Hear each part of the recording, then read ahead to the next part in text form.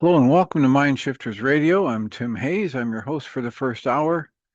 And today is Friday, May 9th, 2025. As always, we're grateful to everyone who's joining us here today, whether you're listening live or through the archives, as we spend another couple of hours teaching and supporting people in using some of the most powerful, effective, efficient, and accessible tools I've ever encountered. These tools were available absolutely free through the tireless efforts of Dr. Michael and Jeannie Ryce on the website at whyagain.org. If you go to that website and click on the two words that say Start Here in the upper left-hand corner, it will take you to a page where you can download and read Chapter 24 of Dr. Michael Ryce's book. His book is titled, Why Is This Happening to Me Again? And that chapter of the book contains a narrative description and explanation.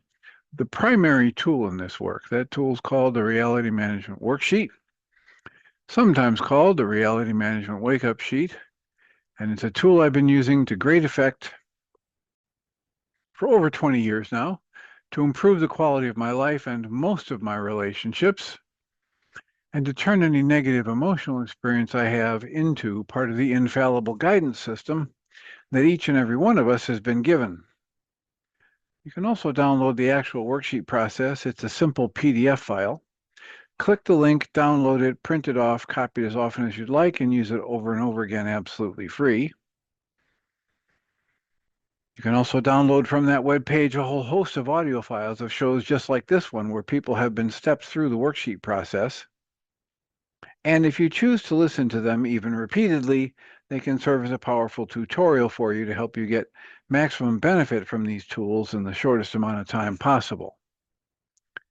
We hope people do all of that soon and often, primarily because it tends to promote comments, questions, answers, and testimonials. And I think I might have omitted saying you can also go to your app store and type in the three words Heartland Aramaic Forgiveness. If you choose to do that before you're done typing the word forgiveness, you'll see the glowing heart icon. If you choose to tap on that, it will let you download a completely free and private app that contains the Reality Management Worksheet. It contains an abbreviated version of that worksheet process, and it contains a copy of the Drag-On Klingon game, which is a wonderful way to introduce these tools to even younger audiences. And if you have comments or questions that come up about either how to use that tool or what's the best way to get the maximum benefit from it, we'd be happy to hear from you. If you choose to join us on Zoom when you're live, if you open up a Zoom window on your computer, or if you choose to call in on the phone, call in on one of the many Zoom numbers that are available, and just type in the meeting ID of 853-2357-4173. And if you want access to that on the internet, it's available at mindshiftersacademy.org. And there's a special page that says Mindshifter Radio, weekdays, 11 a.m. And that meeting ID number and a whole host of phone numbers you can use to call in to Zoom. And we would be happy to have you join us, and stay muted until you have a comment or a question, and then just unmute and let it rip. We're here to try and be of support. As I say, it's very, very beneficial for us when people let us know how these things are landing for them, because it makes it infinitely easier for us to live into our intention with this work. The intention we have with this work is to be of service. And that is just infinitely easier to do when we know how these things are landing for you. So please feel free to chime in or send us an email and let us know what's benefiting you most from the work we're doing here on the internet show, whether that is from the reading with commentary of various books we do, or whether it's discussion of foundational principles that lend their power to tools like the reality management worksheet, and or some of these other discussions that I'm motivated to give, like yesterday's talk about various issues that come up in the process of my seeing my therapy patients and or living my own life, and watching the interpretations I choose for different situations in my life, and how those interpretations are energetically connected with either pleasant or not so pleasant emotional responses.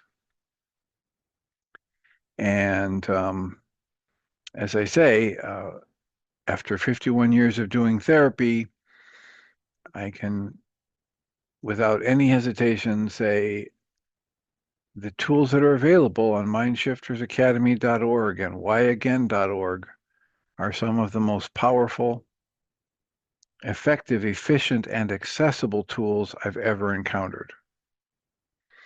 So let us know how it's going for you to work with them and what we can do to support you more thoroughly. We had our support group last night, and we had a little technical difficulty like we did at the end of yesterday's show. And yesterday's show, the last 10 minutes were cut off because we lost internet power here at the office. And so thank you for sticking around for that. And last night in the support group, we listened to an hour-long talk by Guy Finley from his 16-hour set of talks titled Secrets of Being Unstoppable. And I think it's back from 2005, so it's about 20 years ago that came out. And we were talking about how, as we often do in those groups, how similar the message is from one really good intellectual, spiritual teacher to the next. And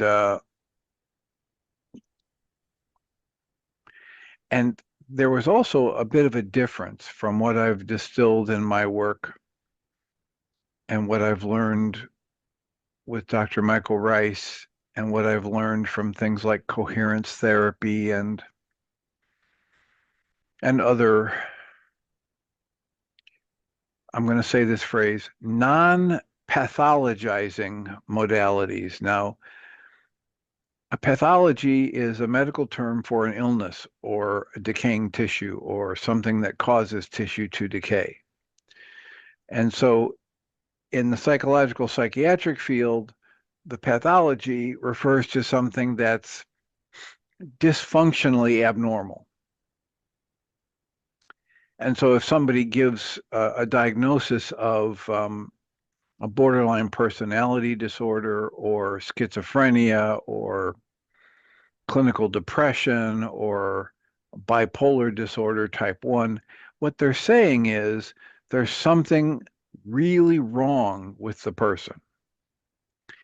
And the schools of thought that have resonated most with me and been most useful in my efforts to help people when they come to me are the schools of thought that say, look, everything a person does, he or she has really good reasons for doing it. They probably are not able to see those reasons for a variety of factors, one of which is the reason they're doing what they're doing that leads to disruption in their relationships or lack of money or poor health. Those reasons don't exist at the conscious logical level. They exist in the realm of what our neuroscience tells us is the 95% of thoughts that we have in any given period of time that we're not able to pay attention to. Those reasons for what we're doing can be experientially, emotionally, implicitly based, and therefore we need something other than my conscious logical mind to explore what those reasons are and then to find other ways to satisfy those goals or reasons.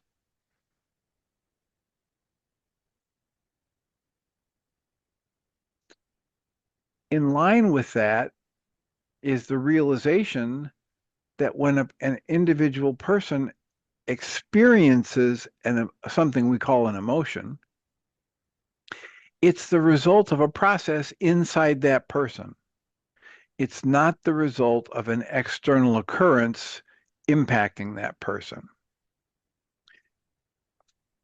And I give examples and I encourage my patients and my clients to observe these for themselves, to question everything I share with them and learn to observe actively in their lives. So how can you observe the truth or lack of truth in this observation that any emotion experienced by a human being is created inside that human being? Well, just take a look at your life. How many times have you been with a group of people and something happens and two or three people in that group of 10 or 15 people get wildly angry and upset or sad or scared? And two or three other people get busy trying to help them calm down. And two or three other people chuckle at it and think it was funny. And maybe two or three other people, they were standing right there and they didn't even hear it or they didn't even see it.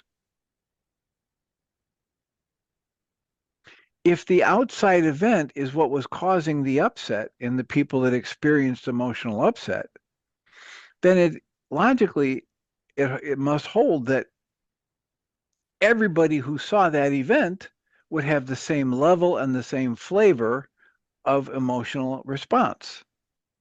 And yet we observe time and time again, that's not what happens. So this is a piece that for me, as I listen to Guy Finley, is implied but not stated implicitly. And so I was trying to talk about this on the support group last night, and that is that I actually create my experience of fear. And he's talking about, of course, this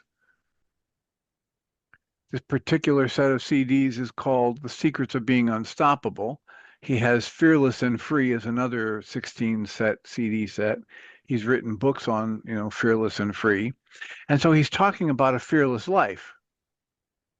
And to my eye and ear, often when he's talking about it, because he's not explicitly saying we create our own fear, he talks about it as though this fear comes over us. And I was doing the best I knew how last night to try and clarify that Guy Finley and I might have exactly the same fundamental understanding of this. And yet when I listen to him, I missed the part where he says explicitly, we're creating our own emotions, whether it's fear or something else, and therefore we don't have to keep doing it. We don't have to keep creating it. That we can identify the process within us that's generating the distorting factor or filter of emotions and dismantle that process.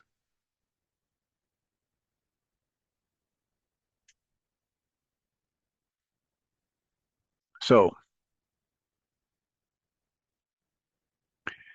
it's a Friday. It's about 11:15. We have plenty of time for comments and questions. We have people on the call. Thank you all for being here. Please feel free to unmute yourself and ask a question or make a comment. I will. Dr. Tim? Yes. I unmuted. Welcome. Thanks. you asked toward the beginning, how's this all sitting? And it I've told people that I listen to both your radio hour and Dr. Michael Ryce's, and one of the things I learned about myself years ago when I started going to Sunday school for a very short, intense period when my parents thought we should be Sunday schooled, is that the stories, once I heard them once or twice, I stopped hearing them. Even though the stories were good stories, they just stopped, they fell on my deaf ears. And I'm still like that. If I try to do the daily office in the Episcopal slash Anglican tradition, I'll see this passage in the Bible and I'll think, oh, I already know that. It's hard for me to start fresh as if I've never seen those passages before. And the thing that is most refreshing and helpful about what you do is that you're bringing all kinds of people who may or may not be saying similar things, but the combination of the materials themselves, your comments and stories, and then of course the tools and how they're applied makes it for almost always new. I hear my ears are still awake for it. And I know Dr. Michael Ryce he created these tools. He's the genius behind these tools. His main goal, as my understanding, is to get these tools across. And in order to do that, he introduces them in certain ways and gives, examples and uses phrases that are the same, often the same. And I have to pinch myself because I like to do both shows to say, listen, keep listening. You're shutting down again. Wake up. And it may be that I wade through 20 minutes of something without having been awake enough to hear the nugget that's new that time. And there is new stuff. You just make it a lot easier in your hour because you're always bringing new things in. And you allow us to suggest people to bring their material in, and you'll interview them and you'll learn stuff, and it's just been really good. But I think bottom line for me lately is the phrase that you use: what have I made my mind? What has my mind made this mean? If there's any upset, I ask my question, and it's like a complete turnaround. It's almost like an instant wake up sheet, insofar as it's a kind of waking up to, I did this. So anyway, that's what I wanted to say. All right, thanks. And I think that it when you said there near the end that it's like an instant wake up sheet. It can be like an instant wake up sheet because you've been introduced to the wake up sheets and because you're letting yourself consider that you are actually the one creating whatever meaning a given situation has for you. Right? There's a line from the Course in Miracles which says, I'm giving this moment, this situation, all the meaning that it has for me. Well, that's not the message we're given in our culture. That's not the message of the intellect trying to figure things out and assuming that I'm in here and I'm looking out my eyeballs and I see what's right and what's wrong. And I know that when that happened and I got angry, that thing caused my anger. Right? Rather than having it be a simple correlation that because these two things happen in close proximity to each other, they're correlated in some way or another. But when I make that assumption that there's a cause and effect dynamic, I just put blinders on myself. If I don't have a way to actually demonstrate the cause and effect relationship, then I set myself off on wild goose chase after wild goose chase, trying to change things outside of me so I don't have to experience what's going on inside of me. And when you're willing to say, okay, what happens when I do a worksheet process? What happens if I cancel the goal? What happens if I wake up to the understanding that I'm the one creating all the meaning this situation has for me? Now you've got all kinds of different things you can shift rather than having to chase around to get people outside of you to change. And in effect, that does make it in that moment like a worksheet. Mm. Because when you think about it, all that's happening in the worksheet process is a change in your willingness to perceive things differently. Mm. Another thing I've noticed, because you're an active therapist with office hours and you're seeing clients, I I figure that you've got, it's like you can mine those sessions without giving away identities and without even always going into details. We get more perspectives, different stories, different colors of things. So here you are, a radio show, what do you call it? Facilitator or a teacher, but you've got a lot of resources, the readings, the podcasts, the clients, your own life experience. It's pretty good. So I'm going to mute again, but All right. anyway, Glad you think so. Thank you yeah. for that. Thank you for the questions, comments.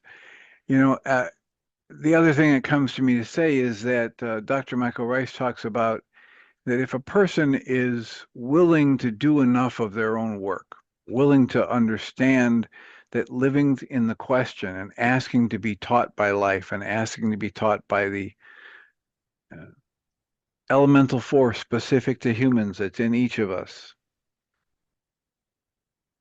it's possible to reach a point, and most of us move in and out of it, but it's possible to reach a point where Michael calls it process point, which means when a negative thought comes up, I'm so willing, I'm so practiced at the template of thought that says, oh, wait, I must be holding a goal that's not getting met.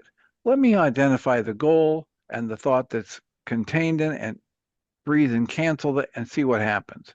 And the shift in my internal process of that's actually actively creating the negative emotion, the shift can happen almost instantaneously without me needing to pull out the app on the phone or a written worksheet or the 5-step, mental short version that I make available on the mindshiftersacademy.org website on the educational materials page.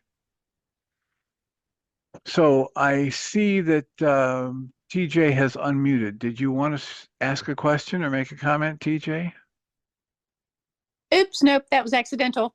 All right, I will mute you. Thank you. And you can unmute if you're on a computer, you can see how to do that. And if you're on a phone, it's *6.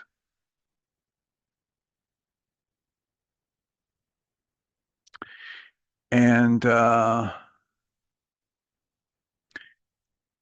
I'm not sure, but I believe there's been some kind of a chat or message sent, and I'm not tapping into that right now. So if there's somebody who's been trying to send me a message, let me know. Try again. And with it's 11:25, so I will take a look at the last essay that I read from the book A Walk in the Physical with Christian Sundberg was titled The Erosion of the Ego. And every time I read something like that, I like to share that for a lot of years, I was taught that the ego is bad and the ego causes all our problems and the ego is selfish, etc. And so a lot of people, even in my training as a psychologist, a lot of people would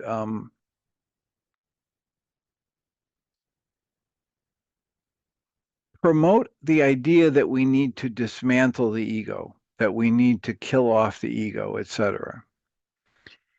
And I never got as much benefit out of that as I did when I started being introduced to schools of thought that said, look, the ego is just a tool, like a hammer or a saw or a drill.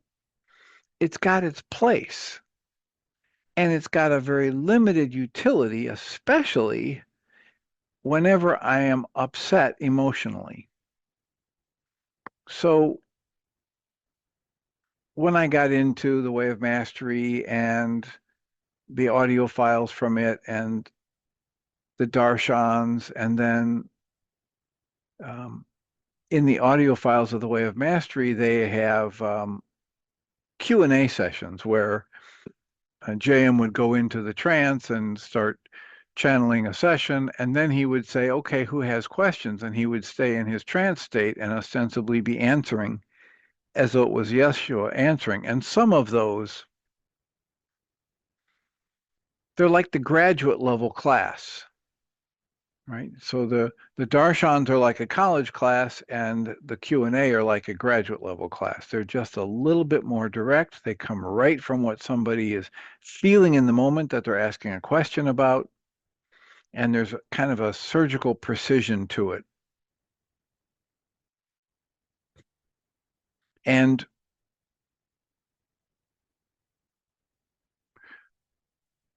my reason for bringing that up just went right out of my head. So I was talking about something that I heard in the darshans that was related to this topic. Oh, yeah. So the ego, he says at one point, here are some exercises that if you do them, the ego will be put in its proper place. And then he stops the talk and he said, now let me make clear, if you do this, it won't be you putting the ego in its place because who you think you are is your ego. And yet, if you engage these practices, if you do this meditation, if you live in the question, if you take 100% responsibility for the emotions that you experience and then do a worksheet process to dismantle them rather than blame them on somebody else, eventually what you'll start to see is the true nature of the ego. And you'll spend a lot less time with the ego as your master, because the Way of Mastery, Course in Miracles, other things say, listen, the ego, the intellect, was only ever meant to be a very simple servant to your higher self, to your awakened heart, is the phrase that they use in the Way of Mastery. And it's not that I want to get rid of my ego. It's very useful for helping me figure out how to fix the technological problems and the webcam and the phone and the computer and how to figure out when it's time to get the brakes checked on my car, etc. That's ego stuff. That's intellect stuff. And at the same time, I don't want to use my intellect to dismantle my emotional state because it's the wrong tool for the job. Just like if I have to hammer a nail into a series of nails into boards, I don't want to take a hacksaw blade and try to get that accomplished. I need a hammer, not a hacksaw blade. So backing away from the negative judgment of the ego, just like I would back away from a negative judgment of a young child, I might be able to evaluate that a behavior that a young child does is productive or unproductive, respectful or disrespectful, etc. And yet I'm able to separate out and say, this young child is pure and innocent. And I separate out the behavior from the child. Well, I want to separate out the negative consequences I get from the ego from the ego. Just like I wouldn't blame a hammer for if I showed up at my house one day and the inside of my living room walls were full of hammer marks. or the hammer had been hitting the wall and put a whole bunch of dents in the wall. I wouldn't get angry at the hammer, right? So I wouldn't get angry at my ego, because if I follow it blindly, or if I try to use it as a tool in an area where it's not designed to be of effect, and then it creates difficulty in my life, it's me that's created the difficulty. It's the misapplication of the ego that causes the difficulty. It's the misuse of the hammer by a human being that puts the dents in the living room wall. I don't get mad at the hammer. In the same way, I don't want to get mad at my ego. I want to understand it. I want to understand its nature. I want to understand its limited utility. I want to understand other tools that I have within my capacity as a spiritual being with consciousness to step back and observe this flow of life and my chosen response to it, my chosen interpretation of it. And the more I do that, and the more I see the ego for what it is, the more I'm able to use it very efficiently and effectively where it's of service, and the more I can kind of chuckle at its yelling at me, or its attempts to urge me to do things that I know are no longer useful. So for instance, in this past week, there have been a whole series of events in my life, from events in my my patient caseload, to events with the computer that I got, to events with the practice manager needing to leave and be replaced, to events with the people in my family having uh, situations in their life that they're sharing with me and or asking me for help about, so that I'm starting to feel intellectually and emotionally pressure, or I'm starting to be thinking about certain of these life situations that are unresolved a lot in between times when I actually have time to deal with them. And I know that there's no amount of my intellectual processing that's going to dismantle that being stuck in a loop or that negative emotional state. I'm going to have to be willing to use EFT tapping and reality management worksheets or targeted journaling to understand, how is it that I, as a competent adult, reasonably intelligent with a doctorate, am generating fear, or in some cases, mild panic, or irrational anger. There's no logical reason for that. As Guy Finley says, in order for a human being to generate fear, he or she must first buy into two false beliefs. The first belief is that whatever situation that person is facing is bigger than that person. And what we know from these spiritual teachings is nothing is going to arise in your life that isn't arising inside your awareness.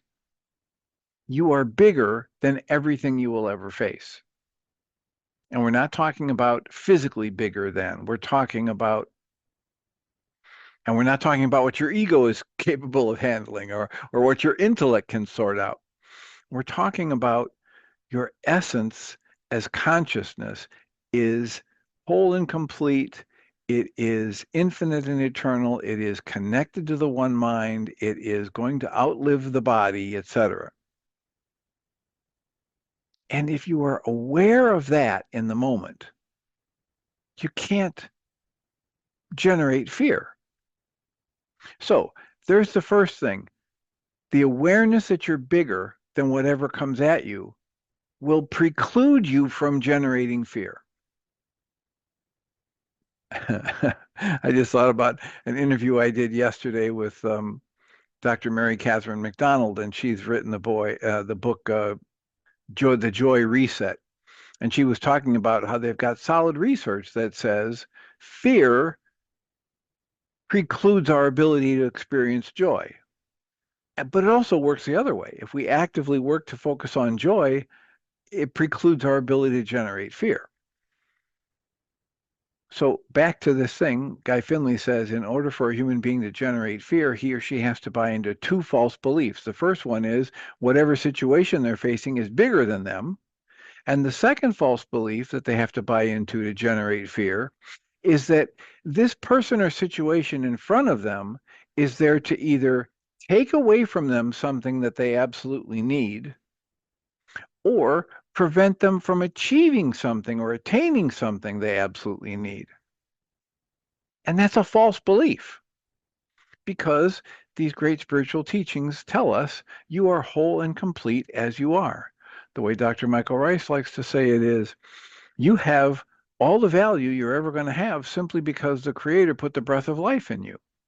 Rather than having original sin, this body of work talks about original blessing, talks about you as a spark of the divine mind. And as a spark of the divine mind, the Way of Mastery says the Creator doesn't create unlike herself, himself, itself. It's not a gender issue. So as I'm starting to read anything about ego, I like to bring in this awareness that my ego is not a bad thing. And it's my relationship to my ego or my misapplication of ego that creates the disruptions in my life that I don't prefer.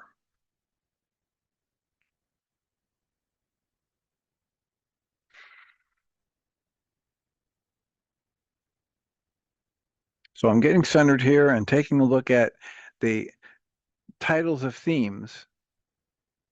And I'm trying to remember which category we were reading from. Probably life as feedback. Yes. And so that third essay in the category of life as feedback was titled The Erosion of the Ego. And the fourth essay in that grouping is titled The Gold Mine, M-I-N-E, of Your Experience. And Christian writes, your experience is what it is for a reason. You cannot escape the nature of your experience because what you are experiencing is always exactly an accurate experience in any given moment, based on the many natural laws that capital S Source, in its incredible loving wisdom, has laid out. Thus, the nature of your experience itself contains precious keys to your own development and your own life. This includes what you might call negative experience, which actually contains rich messages for you if we're willing to listen.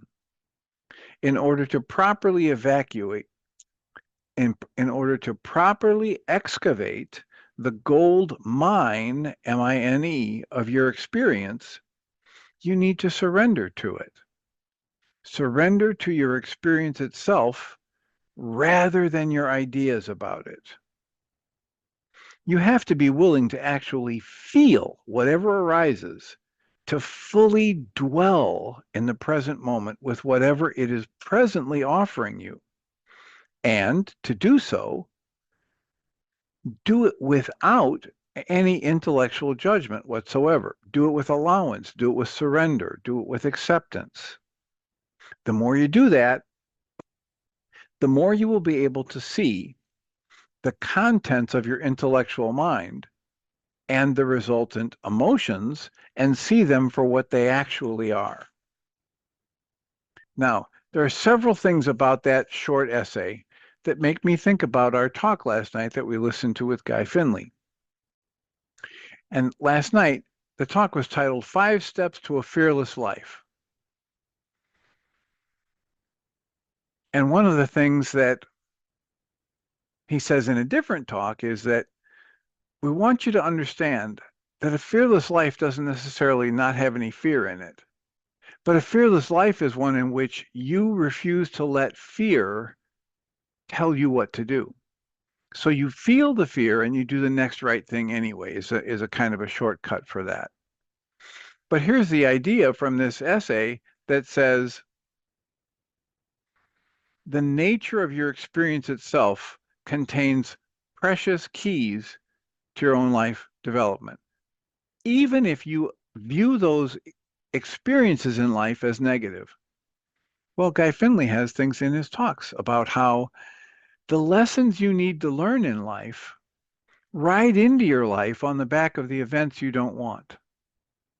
And you can tell exactly how important an event is and how important the lesson is on the back of an event by how much you do not want the event. So the more you don't want an event, the greater the lesson is in that event. And you only get to learn the lesson, just as it says right here, if you are willing to actually feel whatever arises, if you're actually willing to dwell in the present moment with whatever's coming up, and accept that any negativity, any pain, any resistance that's coming up in you is being revealed to you by this moment, and it's got lessons for you. So Guy Finley last night said the 5 steps to a fearless life are: number 1, the first step is you have to be willing to declare an intention.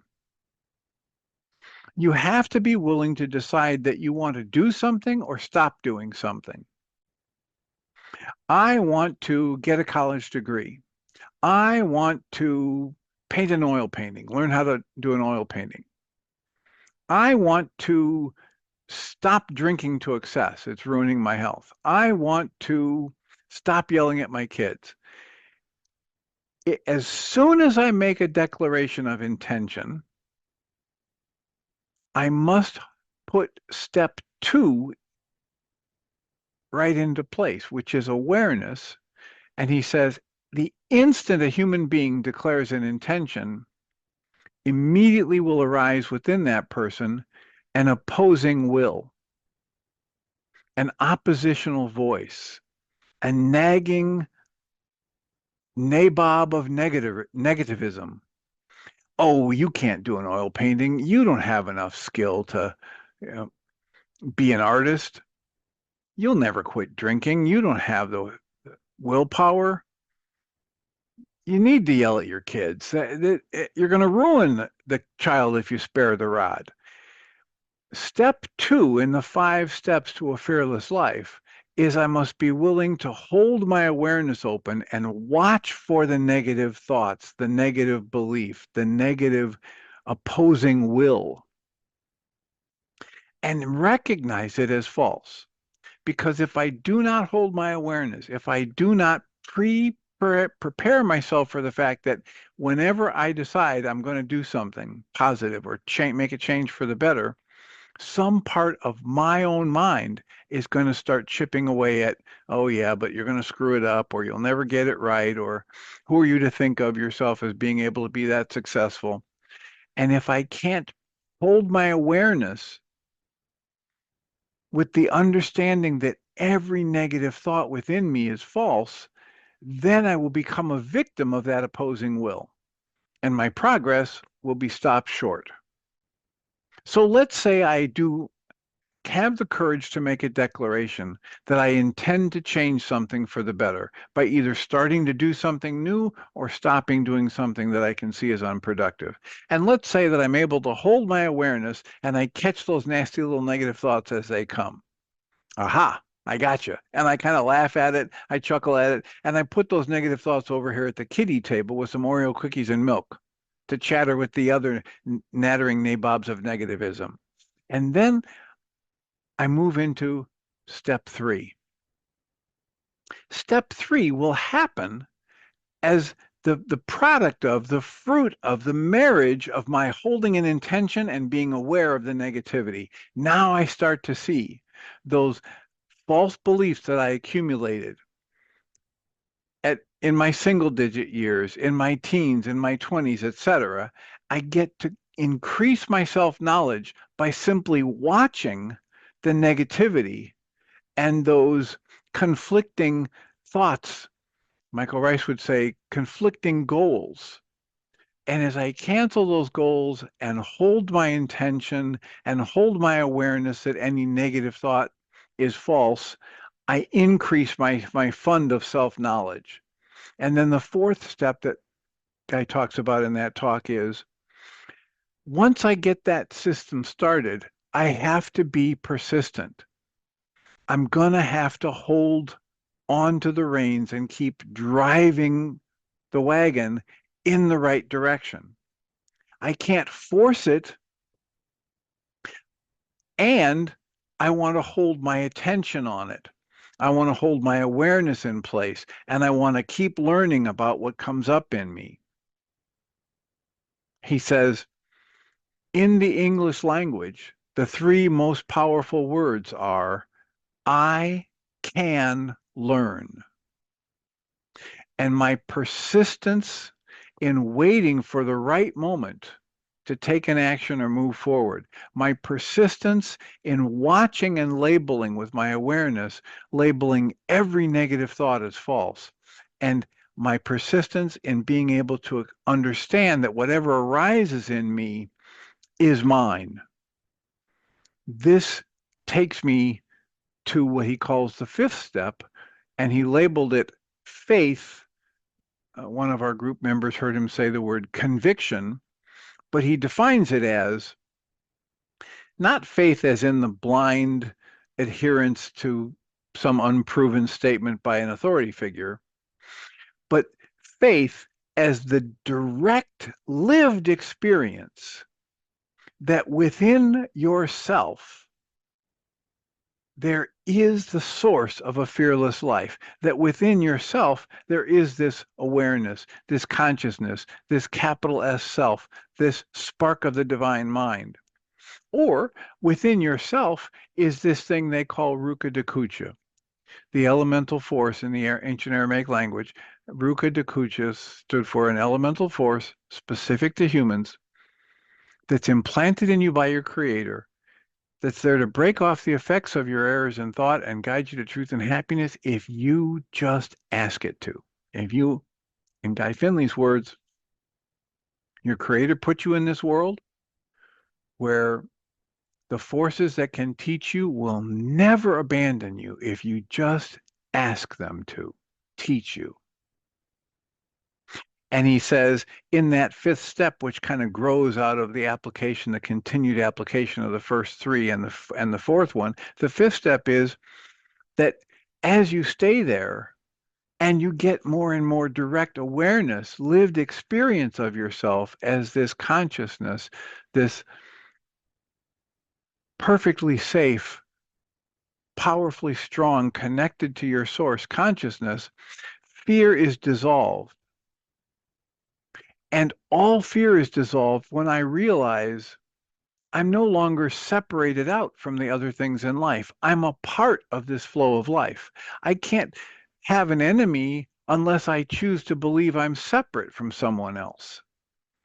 So fear is dissolved when I realize I'm no longer set apart from the flow of life. And then he has the phrase, all good things come to those for whom the good is all things. And I tied that in with the Michael Singer discussion where he said, please understand it's not a problem that you prefer something over something else. But if you really want to expand your growth, if you really want to tap into joy moment to moment, learn to prefer everything. All good things come to those for whom the good is all things. Whatever happens in life, I learn to say, oh, that just happened. I wonder how I can be a blessing in the face of this. Oh, I was hoping the day would go this way, and now it's going 180 degrees in the other direction. I wonder how this is going to work out better than I had planned. Oh, here's a car wreck in front of me. Oh, here's a problem at work, and people seem to be yelling and angry. I wonder how I can be a blessing to myself and others in this interaction. All good things come to those for whom the good is all things. if I understand that it's not my job to make sense of everything that happens in life or direct the flow of life, I'm responsible for this tiny little hose of the creative force that we call mind energy or thought. And I'm responsible for whether I pointed at something that's compassionate and positive and loving, or I pointed at something that's resistant and angry and bitter and hurtful. Throughout the talk, he kept talking about how we've been taught to learn how to play to win, play to win, play to win, play to win at every place in our life. And he offered that instead of playing to win, we decide we're going to play to learn.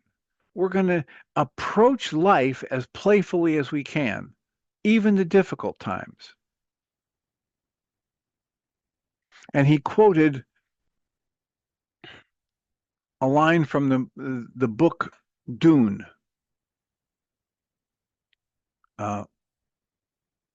Herbert, I think, is the author's name. And he said he was a teenager when he read this, and he said it just blew his mind for weeks. And he just kept rereading the same passage. He knew there was something there, but he didn't really understand the value of it. But the line from the book Dune is, fear is the mind killer.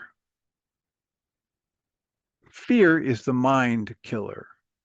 And of course, Dr. Michael Ryce says if you've got hostility or fear active in your mind, it distorts your perception so that you aren't seeing anything close to accurately what is actually going on in the world. Guy Finley added to that last night. He said, whenever you're negative, you cannot learn. He says, when you resist the events in life, they steal from you. Your resistance steals from you the lesson you might learn. If you are getting negative at any level about what's unfolding in your life, rather than choosing to greet life on life's terms and ask how you can contribute a productive or a loving or a compassionate energy to whatever's unfolding,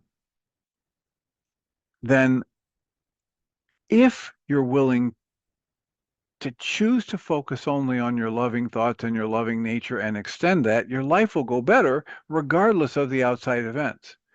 If you choose to sit back and judge the outside events or the flow of life as bad and wrong, you create more turmoil and upset for yourself than is necessary.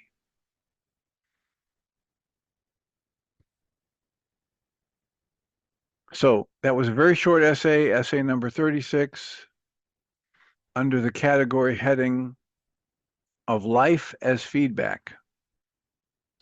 And I'll just take a breath here and sip of water and see if anybody wants to make a comment. We've got about 5 or 6 minutes left.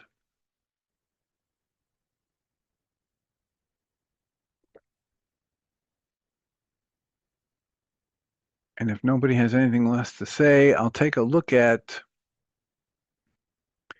what the next, okay.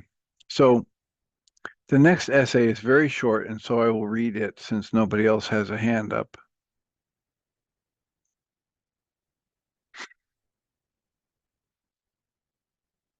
The next essay under the category heading Life as Feedback is titled, Your Pain Wants to Be Heard. And instantly my mind goes to Dr. Michael Ryce saying, the purpose of pain is to make your ears grow, to make you listen to the fact that something about your internal processing is off the mark. So here's the essay from Christian Sundberg. Your pain wants to be heard. When pain shows up at your door, let it in.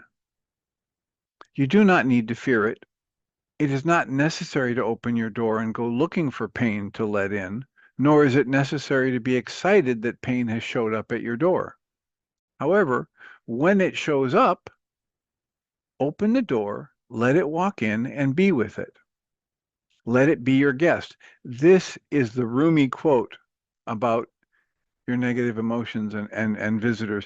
This was something that Dr. Mary Catherine McDonald brought up in our interview yesterday. Let your pain be your guest. Listen to the story it wants to tell you. Be a good non-judgmental listener. Be a good open, accepting, surrendering, questioning listener. When pain has shared all that it meant to express, and it being empty of anything else to say, it will leave happily, often never to return. Guy Finley says, why? Have you noticed these things keep happening? These lessons keep coming back and keep coming back. They keep returning. Why do they keep returning? He says, they keep returning because they are aware that you haven't learned the lesson. And your upsetting events in life will continue to return until you realize that you haven't learned the lesson. Now, that leaves it wide open for the lesson to be anything. We're not saying there's a specific lesson you need to learn. So, oh, I just want to use my awareness that I have pain, I have tension, I have these recurring negative thoughts like I've been experiencing the past few days because of all the activities in my life and my response to them. So I want to do worksheets. I want to step back and say, oh, I'm really spending more mental energy on the negative thoughts than I would like to. So I'm going to figure out the goals I'm holding that aren't getting met. I'm going to figure out by canceling them what access I can get to my younger wounded self that might be back there fearful that we're going to repeat some abusive patterns, and get clear about the process I'm using to generate upset or tension or resistance. And as I get clear of it, it will fall away. So that's all I'm going to read for today. We're down to our last couple of minutes. It's a Friday, so we won't be back until Monday. I am hoping that Spotify and Amazon get up to date soon. We have put the word out to the technical people about that. Michael Ryce should be starting a second hour, I believe, if he chooses to use Needle, that you'll get a notification about that. And going forward, I don't know what they're going to do as to whether or not they'll come over to a Zoom platform, but I appreciate you all being here. Please, if you have questions about what's happening with the show, send them to Jeannie, Jeanie, at whyagain.org, or just request to be put on the newsletter, and it will, that's the best way I know to stay informed about changes that might be happening either in the location or the timing of the Mind Shifters radio that you're listening to now. So thank you all for being here. I'll remind us all that we come from love. We're made of the stuff we call love. We actually are love, and everything else is false. Blessings.